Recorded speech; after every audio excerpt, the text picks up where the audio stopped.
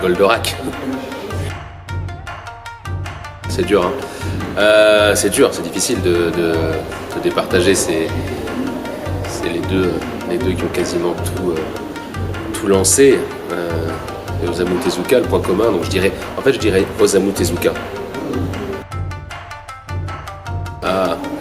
Bon, je pense que l'un ne va pas sans l'autre. Donc je peux être collectionneur compulsif, mais en même temps, je vais pas être collectionneur compulsif si j'ai pas un trésor sous le nez, donc évidemment. Donc je pense que ouais, non, l'un ne va pas sans l'autre, vraiment. Et puis c'est ce que je dis souvent, c'est que la collection c'est une quête, en fait, et quand on repense parfois au cheminement, il y a des pièces qu'on connaissait avec mon père, qu'on se disait il y a 20 ans ou 15 ans comment faire pour l'avoir, et puis maintenant c'est là, quoi. Donc il y a une quête aussi qui est intéressante.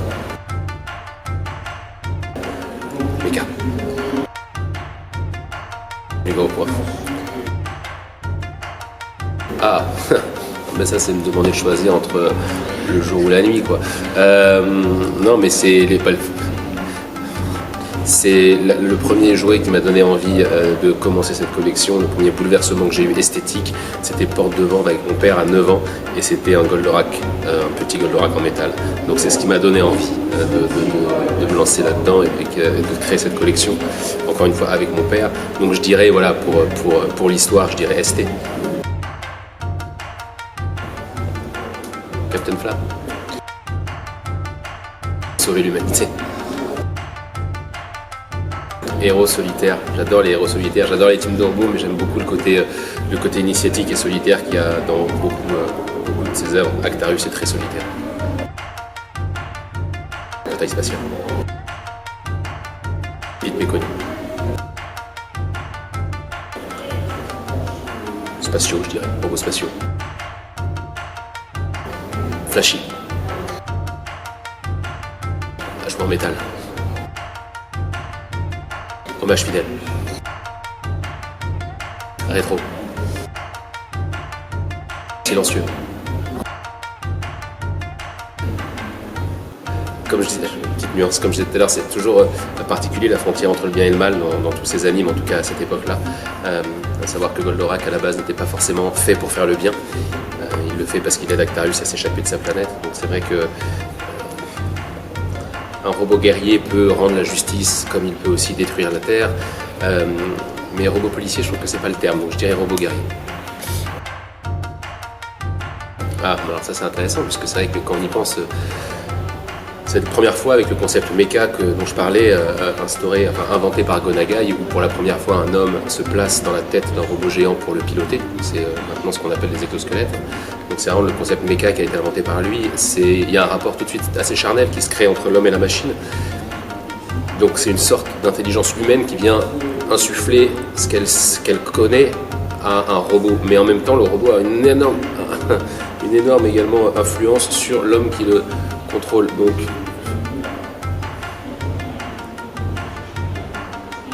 c'est quoi la question déjà?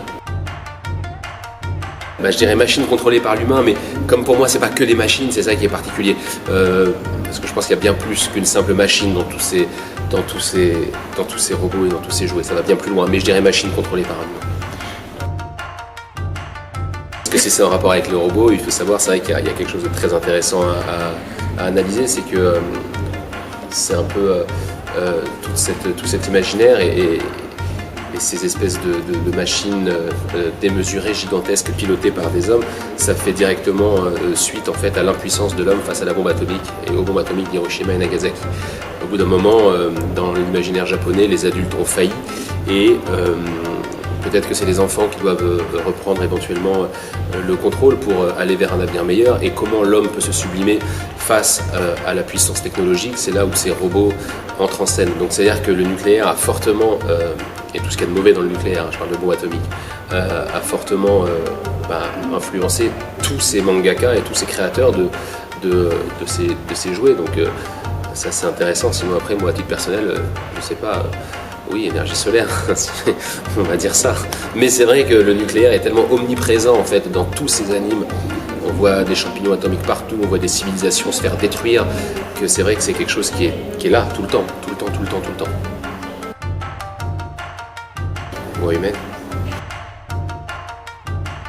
Panne mécanique. Sans fin. Épée laser. Vol supersonique.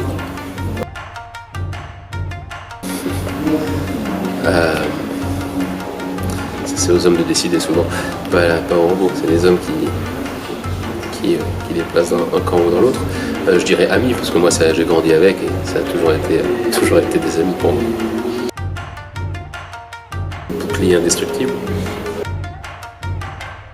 Technologie avancée. Colosse mécanique malin, c'est pas antinomique. Hein. C'est pas parce qu'on est plus petit qu'on est intelligent et c'est pas parce qu'on est grand qu'on est con. Donc c'est possible d'être un colosse et brillant. Voilà. VO. Moi c'est vrai que ça fait. Je parlais de quête tout à l'heure. C'est ce qui est important, je trouve, dans une collection, c'est le cheminement. Voilà, à partir du moment où il y a plus de cheminement, plus de quête et plus de transmission, c'est là où il faut s'arrêter. Et de mon côté, c'est pas de mal à veille.